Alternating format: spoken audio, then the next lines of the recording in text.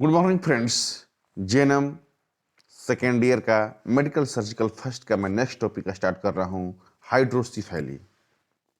हाइड्रोसीफैलस दिमाग में पानी भरना, जिसको जल शीर्ष भी बोलते हैं और साधारण भाषा में बोलते हैं हम लोग दिमाग में पानी भरना। आप इस फोटो को गौर से देखिए। इसमें क्या है कि ब्रेन के अंदर जो होता है पानी भर गया है, इसको हम लोग हाइड्रोसीफैली बोलते हैं। हमारे ब्रेन में, हमारी रीढ़ की हड्डियों में सेरिब्रोस्पाइनल फ्लूइड होता है। हमारे शरीर में सेरिब्रोस्पाइनल फ्लूइड बनता है, जो कि रीढ़ की हड्डियों के बीच में होता है, ब्रेन में होता है। जहाँ भी आपको सेंसिटिव ऑर्गन, जैसे ब्रेन एक सेंसिटिव ऑर्गन होता है, रीढ़ की हड्डियाँ सेंसिटिव ऑर्गन होता है, उसके बीच में सेरिब्रोस्पाइनल फ्लूइड होता है। सेरिब्रोस्पाइनल फ्लूइड क्या करता है, इन जो कोशिकाओं होती हैं उनके बीच को, इनको ऊर्जा प्रदान करती है। उनके बीच में घर्षण न हो, उनके बीच में रगड़ न हो, उसको लुब्रिकेशन प्रदान करती है और अंगों को सही तौर पर एक ताकत प्रदान करती है।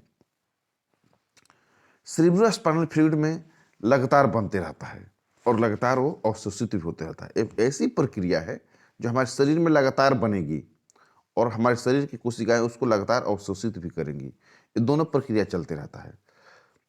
यदि हमारे शरीर में सेरिब्रोस्पाइनल फ्लूइड लगातार बनते रहे और अवशोषित होना बंद हो जाए, कोशिकाएं अवशोषित न करें, तो वैसी परिस्थिति में जो सेरिब्रोस्पाइनल फ्लूइड है वो बढ़ने लगेगा। और आपको अच्छे से मालूम है कि हर चीज़ का एक लिमिटेशन होता है। कोई भी चीज़ है उसको लिमिटेशन होता है। जो लिमिटेशन से ऊपर जाएगा तो आपके लिए हानि हो जाएगा। तो उसी टाइप से सेरिब्रोस्पाइनल फ्लूइड का भी है। सेरिब्रोस्पाइनल फ्लूइड का एक लिमिटेशन है कि शरीर में इतना ही होनी चाहिए। और ये बहुत ज़्यादा मात्रा में होगा तो शरीर के लिए क्या करेगा, वो हानि पहुंचाएगा, वो चाहे जहाँ भी हो। सेरिब्रोस्पाइनल फ्लूइड अक्सर ब्रेन में होता है और रीढ़ की हड्डी में होता है, और वहाँ दोनों जगह रहेगा। दोनों जगह क्या करेगा, आपको परेशानी करेगा। जब दिमाग में भर जाता है तो उसको, बच्चों को इससे परेशानियां क्या होता है, बढ़ जाता है।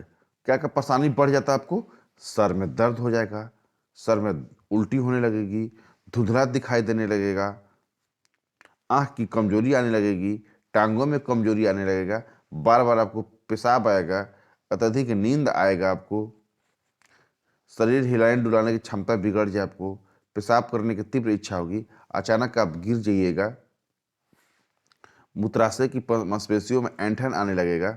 इन प्रकार की समस्याएं आपको आना चालू हो जाएगी। आपको चिड़चिड़ापन आ जाएगा, आपको उल्टियां आने लगेगी।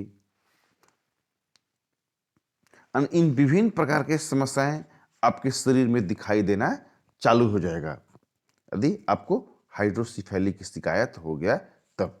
हाइड्रोसीफैलिस को कारण क्या है, एक कारण क्यों होता है?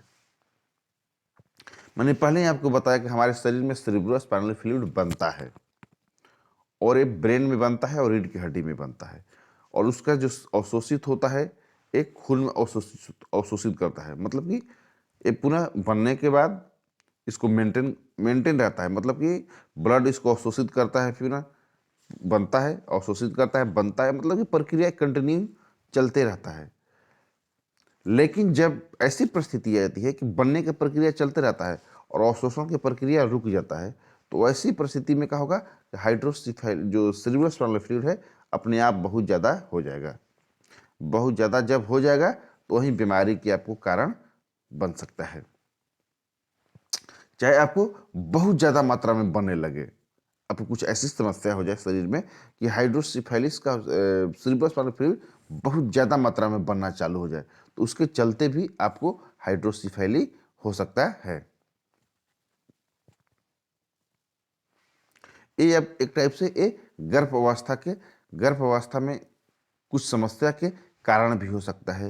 ये जेनेटिक्स भी होता है।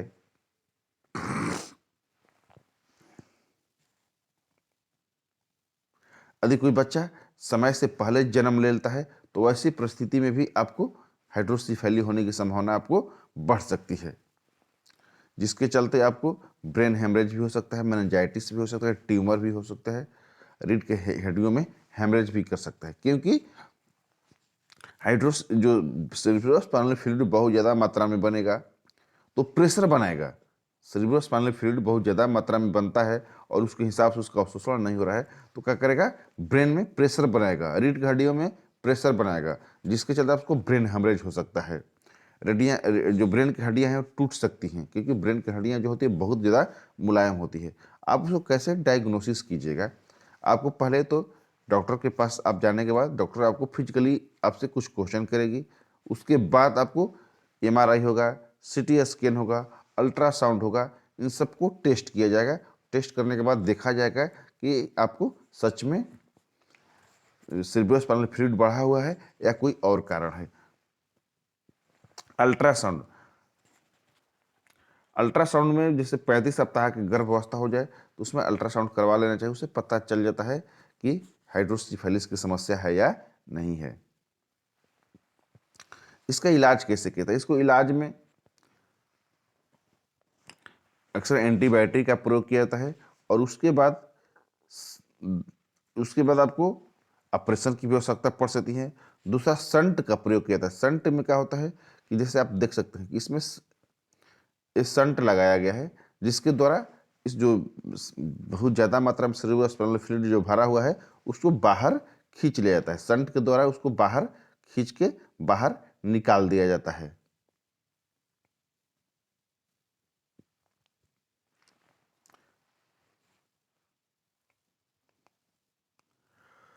और इसके साथ जो हाइड्रोसिफेली होती है उसमें आपको याददाश्त की समस्या होता है, सुनने की क्षमता, देखने की क्षमता, अधिक देर तक ध्यान नहीं लगा पाता है, सीखने में कठिनाई, मिर्गी आदि, इन विभिन्न समस्याओं ऐसे पेशेंट को होने का डर रहता है। इसलिए इसको जब भी आपको ऐसी समस्याओं को पता करना है तो गर्भ अवस्था के समय जब आप अल्ट्रासाउंड कराते हैं 35 सप्ताह के बाद, तो उस स्थिति में आपको पता चल जाता है कि ब्रेन में ज़्यादा मात्रा में आपको सेरिब्रोस्पाइनल फ्लूइड बढ़ा हुआ है कि नहीं। आप उसके बाद एमआरआई, सीटी स्कैन से भी पता चलता है।